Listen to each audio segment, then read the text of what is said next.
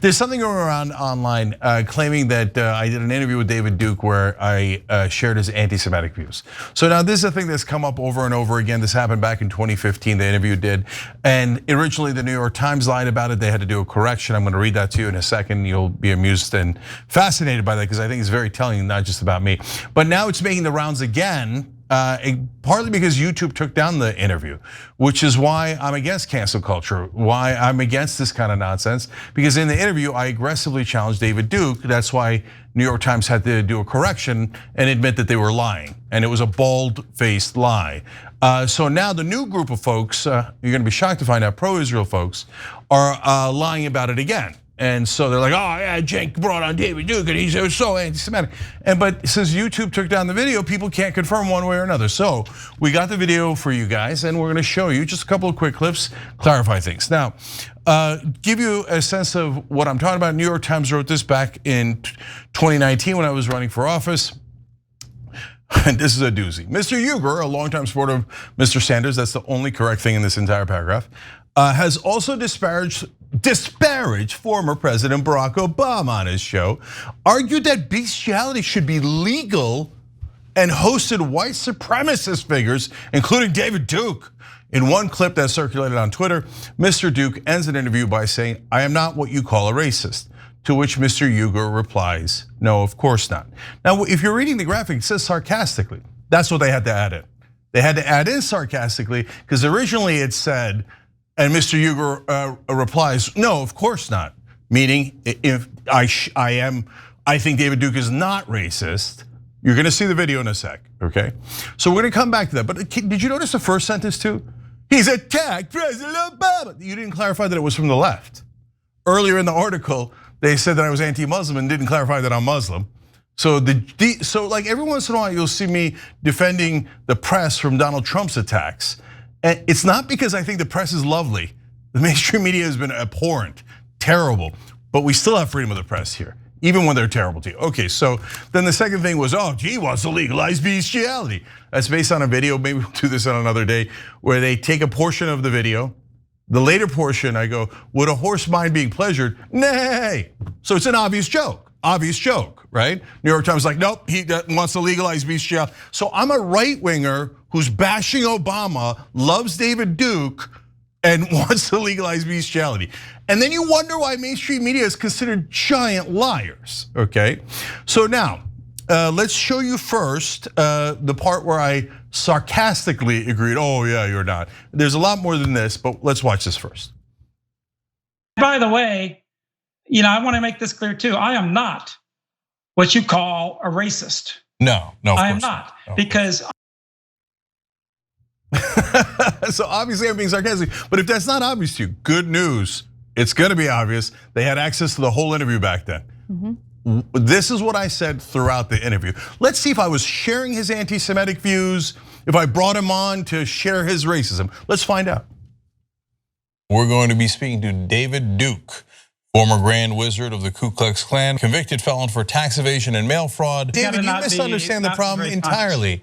That's why you've spent a life headed in the wrong direction. Even if I were to concede your point, which I most certainly do not, that the Jews are somehow running things or that they are in charge all the time of these media companies. Okay, so they did a great job. They rose up, they were successful. They should be applauded, whereas you didn't, so you're a loser. So what's the difference? They're the winners, you're the loser. Why are you guys such schmucks then? If you built everything, but somehow you don't have power anymore, you can't even get into the schools you built, why are you guys such losers? You found some Jews who did better than you and you're bitter. You get touchy when we say you were the Grand Wizard. You're obviously still enormously racist and bigoted. So why don't you just say it? Why do you care that people call you racist when obviously you are? When you're anti-Semitic. I mean, you don't deny you're anti-Semitic, right? I mean, after all this, for Christ's sake, you don't deny you're anti-Semitic. I'm not anti-Semitic. You're not anti-Semitic? Jewish extremism. Who in the world is anti-Semitic if you're not? You think the Jews control the world? That's anti-Semitism 101. My arguments are very compelling to an awful lot of people. If they sit down. They saw that interview and said, I brought him on to share anti-Semitic views. Was this Jennifer Medina's reporting? I apologize, I said I was gonna stay out of this, but I couldn't help myself. Jennifer Medina. That was Jennifer Medina. Jennifer Medina watched that interview and intentionally, it was an intentional act, smeared you. Yeah. Why did she do that? Because they wanted to smear Bernie by proxy. It's a classic hatchet job from mainstream media that pretends to be objective. No one should trust her reporting. Oh, of course not. At all. I mean, she's an obvious liar. It's super obvious. It's a proof is in the pudding. You just saw it. She watched that. By the way, she's not alone. The whole brought him on to share the anti-Semitic views. Other mainstream media figures wrote that. Because they're all liars. Jake Tapper shared the horse video, etc. They're like, yes, we get to smear outsiders. Only the elites should be listened to. We are the objective ones. You guys, let's smear them. So I annihilate David Duke. By the way, if you watch older, which you can't, because all the platforms have taken it down, why don't you let people watch it? And they can make a decision on their own, right? No, we can't trust the American people. No, we have to cancel. And then later, lie, smear. So now, get a load of the pro-Israel guys saying, oh no, you see how anti-Semitic Cenk was? Did you just see that? You saw it with your own eyes, right? Bunch of gigantic liars doing it for their propaganda. One last thing, because it's fun. So in one portion of the interview, David Duke started naming Jewish bankers. I started naming non-Jewish bankers. Let's watch.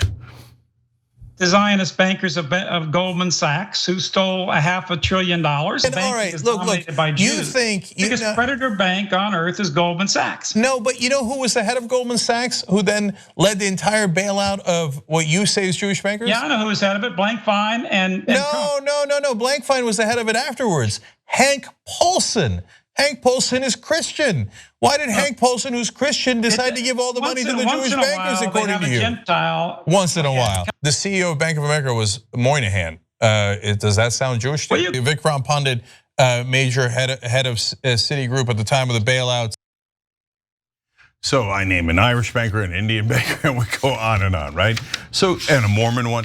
Guys, look, you see me criticizing Israel pretty significantly these days. Why? Because they merit it. But it has nothing to do with anti-Semitism. When the Grand Wizard of the KKK came with unadulterated anti-Semitism having nothing to do with Israel, I pushed back as aggressively as anybody possibly could.